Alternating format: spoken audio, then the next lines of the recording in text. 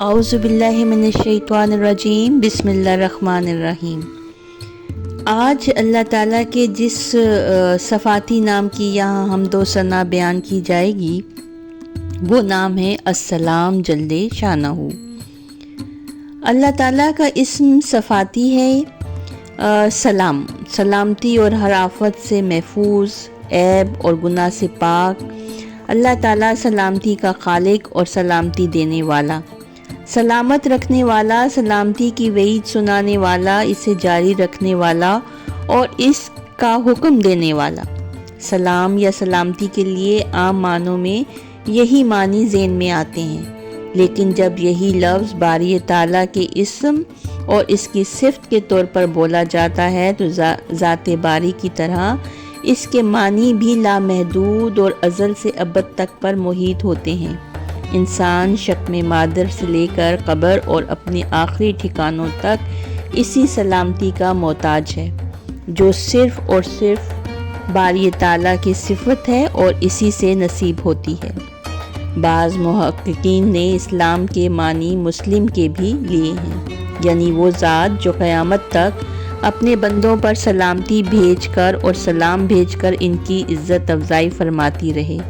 مسلم کا لفظ بھی اسی سے ماخوذ ہے، مسلم جسے سلامتی دی جائے، جو سلامتی قبول کرے اور سلامتی دینے والے سے وابستہ رہ کر دوسروں میں سلامتی تقسیم کرے۔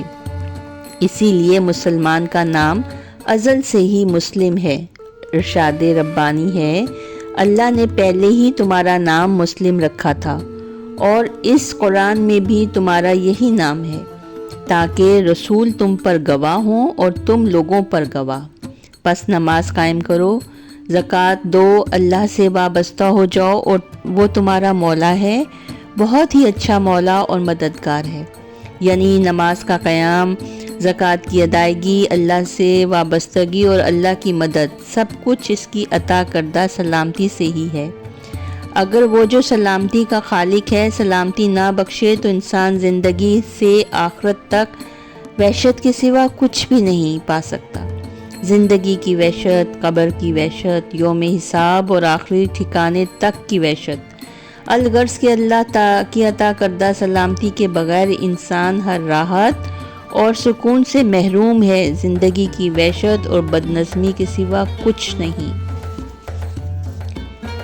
وہ زندگی بے چین گزار کر آخرت کی راہ لے گا۔ اس بارے میں حضرت سفیان رحمۃ اللہ علیہ نے بڑے واضح انداز میں ایک آیت کے معنی فرمائے کہ انسان کے لیے 3 مقام بڑی وحشت اور تشویش کے ہوتے ہیں۔ اول، جس دن وہ پیدا ہوتا ہے تو بوجہ غیر معمولی نقل مکانی کے نہایت متوش ہوتا ہے، لہٰذا شیطان ہر بچے کو پیدا ہوتے ہی مس کرتا ہے۔ دوئم، جس دن وہ مرتا ہے تو اسے ایک عجیب و غریب قوم سے پالا پڑتا ہے، یعنی کہ ملائکہ جنہیں اس نے پہلے کبھی نہیں دیکھا ہوتا۔ اس موقع پر وہ سخت پریشان ہوتا ہے۔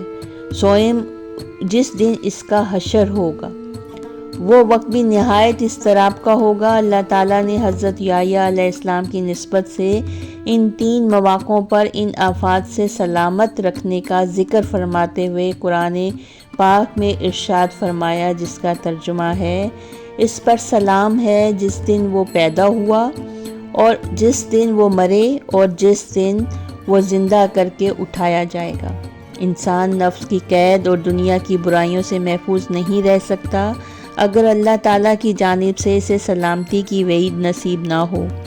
ایسے میں اس کی سوچ اور ارادے، قول و عمل، محنتیں اور کاوشیں کچھ بھی برائی سے نہیں بچ سکتا۔ جب باری تعالیٰ کی جناب سے انسان کو سلامتی کی وعید ملتی ہے تو وقت اور زمانے سے بالا تر ہوتی ہے، کیونکہ باری تعالیٰ خود وقت اور زمانے سے بالا تر ہے۔ وہ سلامتی اور تحفظ لیے سب سے پہلے وہ قلب سلیم عطا کرتا ہے جو نفاق سے، شرک سے پاک اور شبہات سے محفوظ ہو، پھر دنیا کی تمام لرزشوں، زبان اور دل کی برائیوں اور عمل کی خرابیوں سے بچاتا، عمل صالح کی طرف لاتا ہے اور اسے مسلسل بہتر عمل کی توفیق عطا فرماتا رہتا ہے۔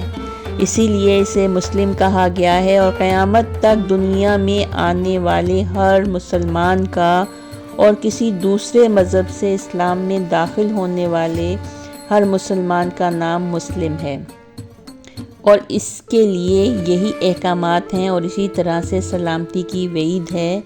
پھر جوں انسان کا طرز زندگی اور عمل برائیوں سے پاک و صاف ہوتا ہے، سلامتی کی یہ کیفیت بڑھتی چلی جاتی ہے، یہاں تک کہ اللہ تعالیٰ اسے ایک صالح انسان بنا دیتا ہے۔ یہ اللہ تعالیٰ کی جانب سے سلامتی کی پہلی علامت ہے۔ ایک صالح انسان کی سوچ برائیوں سے محفوظ اور اس کی زبان اور ہاتھ دوسروں کو اذیت دینے سے مامون رہتے ہیں۔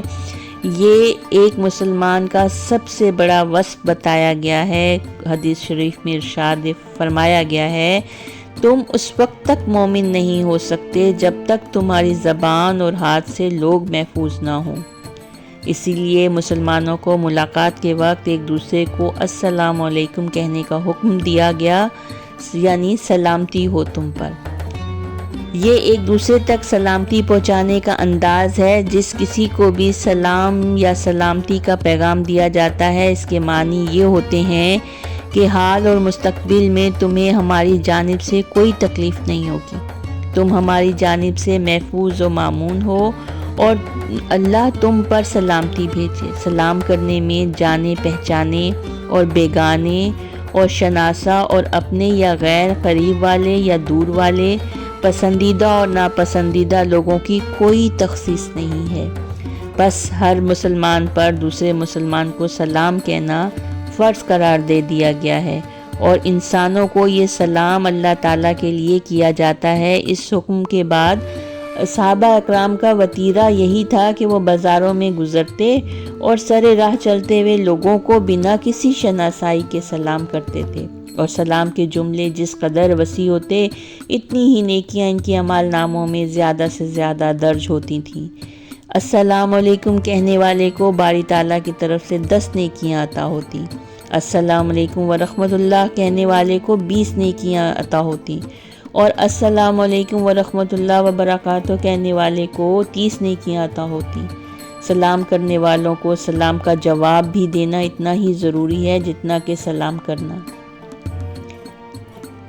وعلیکم السلام کہتے ہوئے یہی اضافی جملے نیکیاں بڑھانے کا سبب ہیں۔ دوسری جانب سے سلام کا انتظار کرنے والا باری تعالیٰ کی نظروں میں متکبر سمجھا جاتا ہے، اور سلام کرنے میں پہل کرنے والا مومن قرار دیا جاتا ہے، یعنی امان دینے والا۔ مسلمانوں کے درمیان بھی سلام میں پہل کرنے والا پسندیدہ ہو جاتا ہے، ان دو میں دوستی اور اعتماد کا رشتہ جڑ جاتا ہے۔ اسلام کوئی مقامی یا محض وقتی چیز نہیں، بلکہ گھر سے محلہ، محلے سے شہر اور شہر سے دور دراز تک ایک دوسرے پر اعتماد اور یقین کا تعلق بنتا ہے۔ اسی طرح سلام کرنا ایک عالمگیر پیغام ہے جو مسلمانوں کو ایک دوسرے کے قریب لاتا ہے۔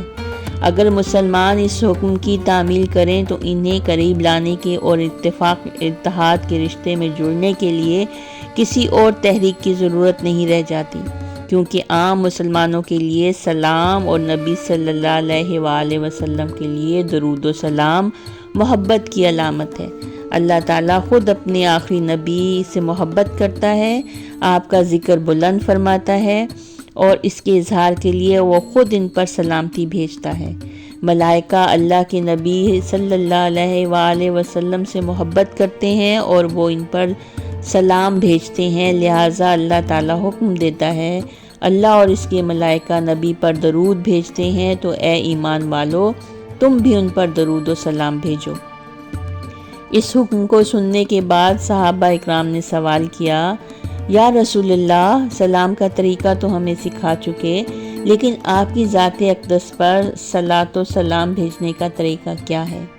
آپ صلی اللہ علیہ وآلہ وسلم نے فرمایا، مجھ پر درود و سلام بھیجنے کا بہترین طریقہ یہ ہے کہ تم اللہ تعالیٰ سے دعا کرو کہ اے اللہ تو محمد صلی اللہ علیہ وآلہ وسلم پر درود بھیج، کیونکہ اگر تم مجھ پر صلاۃ و سلام بھیجنا چاہو تو بھیجنا چاہو بھی تو اس کا حق ادا نہیں کر سکتے، لہٰذا تم اللہ سے دعا کرو کہ وہ مجھ پر صلاۃ و سلام بھیجے، کیونکہ اللہ ہی سلامتی کا مالک اور سلامتی بھیجنے والا ہے۔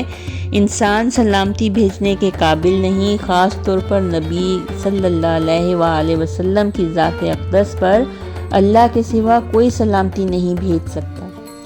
اسی حکم کے بعد حضور صلی اللہ علیہ وآلہ وسلم کے بتائے ہوئے طریقے پر ایک مسلمان نماز میں بھی تشہد پڑھتا ہے، کیونکہ نماز میں صلوات النبی پڑھنا فرض ہے۔ یہ بات واضح ہے کہ درود صرف اور صرف حضور صلی اللہ علیہ وآلہ وسلم کی ذات اقدس کے لیے ہے، باقی تمام انبیاء علیہ السلام کے لیے سلام ہے علیہ السلام، لیکن عام مسلمانوں کا غیر انبیاء کے لیے اس کا کہنا درست نہیں ہے۔ زمین و آسمان میں موجود تمام مخلوقات اللہ کی جانب سے اس سلامتی کی اس قدر محتاج ہے کہ اس کے بغیر کوئی متنفس ایک سانس بھی نہیں لے سکتا، لہٰذا ہر معاملے کی طرح سلامتی کے لیے بھی اللہ تعالیٰ نے جس طرح حکم دیا ہے اسی طرح عمل کرنا چاہیے، کیونکہ آخرت کی کامل ترین اور دائمی اور ابدی سلامتی کا وعدہ بھی انہی لوگوں سے ہے جو عمر بھر اللہ سے رجوع کرنے والے، اپنے اعمال کی نگہداشت کرنے والے، متقی ہوں اور سلامتی کے طلبگار ہوں۔